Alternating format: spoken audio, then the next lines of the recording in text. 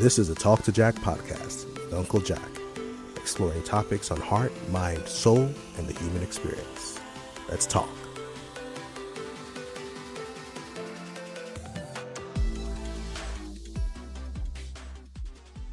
Hello, everyone, and welcome to another episode of the Talk2Jack podcast. I'm your host, UnkuJack, here with another episode. So, I was thinking the other day about horror movies, the scary movies.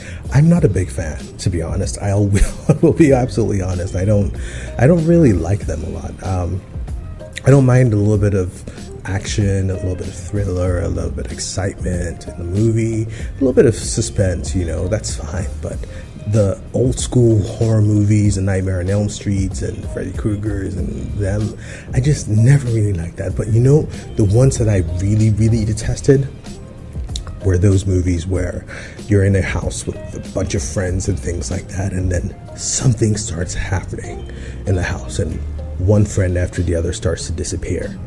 After the first friend, we'll look for him. We're not going to split up to look for him, all right? We're going to look for him together, because that's just stupid. Somebody's disappeared already. Why split up? But then again, after we look for a while, we're calling the cops. And if there's no self-service, we're going to get in the car and we're going to go look for a place where there's self-service, and we're going to go together and we're going to go find help. That's just what makes sense to me.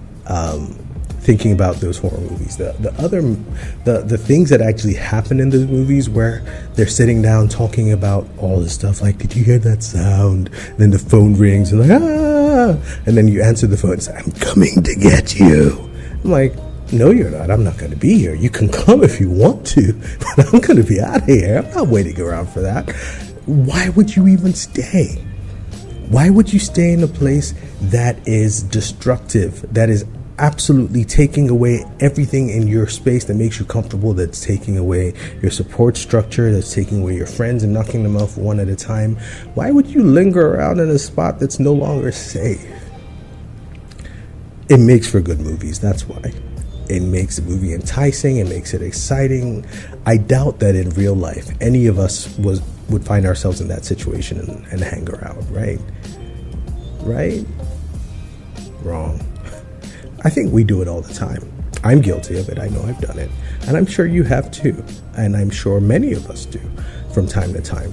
We find ourselves in these situations that are clearly troubling, clearly not good for us. Something's definitely off.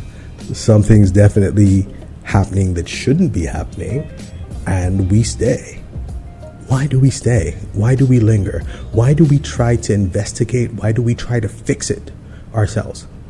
We're walking around the rooms of our mind trying to justify why this thing could be happening, or what could be happening, or what happened to this positive feeling, a positive thought, this positive emotion, this friend that was there with us just a moment ago, and now that person, that thing, that feeling is gone. And we don't realize something very crucial, that sometimes the call is coming from inside the house. As a matter of fact, most times the call is coming either from inside the house or around the house, and that is an amazing metaphor for what happens in our own lives. Sometimes the distraction, the destruction, the loss, the pain, the hurt is coming from inside the house, inside of you. You are doing it to yourself. You make bad choices constantly. We all do. We make hundreds and thousands of choices a day. Most of them involuntary, most of them without thinking about it. But we're making these choices all the time. And some of those choices are bound to be bad. Some of those choices are bound to put us in a negative situation. Some of those choices are bound to be bad choices, to be quite honest. And they eventually put us in trouble. And the whole time we're trying to run away from the consequences of these choices, we fail to acknowledge or realize or even accept that we made the choices in the first place. We are the bad guy. We are the caller in the house who's stalking everybody and making all the good stuff disappear. We make up these choices And then we run around looking for a solution. We look and suspect everything and everyone else. And we fail to look at ourselves and figure out that the call is coming from inside of the house. We are the one. We are the Freddy Krueger. We are the Jason. We are the bad guy. We're the stalker.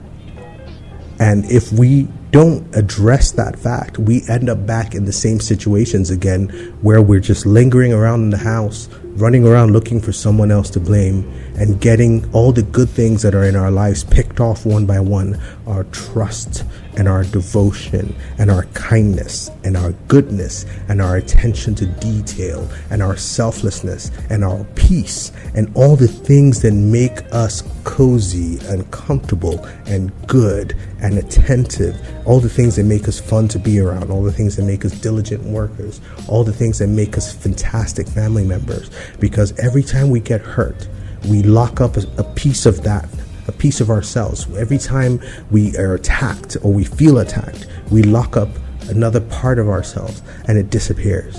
And we blame, or we run around looking for someone else to blame, when the whole time the call was coming from inside the house. So am I saying that you are to blame exclusively for everything bad that's ever happened to you? No. But you did have maybe a role to play in it. In some way, no matter how small. You were attacked while you were walking on a road late at night. You didn't deserve to be, but you were on that road late at night, alone. Did you deserve to be attacked? No, and you shouldn't have been, but you were there, alone, at night. So there's something to own there. Maybe next time, take a cab, call a friend, have somebody walk with you. I'm sure that makes sense now. Probably didn't make much sense at the time when it happened. There are so many decisions we make all the time, every day, that cause us hurt or put us in situations where we can get hurt. And we just never thought about it. And instead of owning up to the role that we maybe played in some of that, we end up blaming everyone else. And I know this is unpopular in some circles, but please bear with me. I'm not saying that you deserve the bad things that happen to you. I'm saying that if you own the small parts that you play in those things, it's easier to forgive yourself, to see where you went wrong, and to make better choices in the future so that you can avoid some of those things from happening. I know it got a little bit deep at the end. It started off with horror movies and then it went, but forgive me.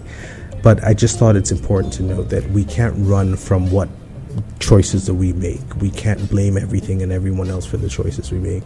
There is a certain level of ownership that we need to take so that we can stop the calls from coming inside the house, and we can find our way out, have a good time with our friends and our family, and have a good time with the things that we've accumulated, the good things we've accumulated within ourselves, and stop sabotaging our peace and our joy and our own happiness.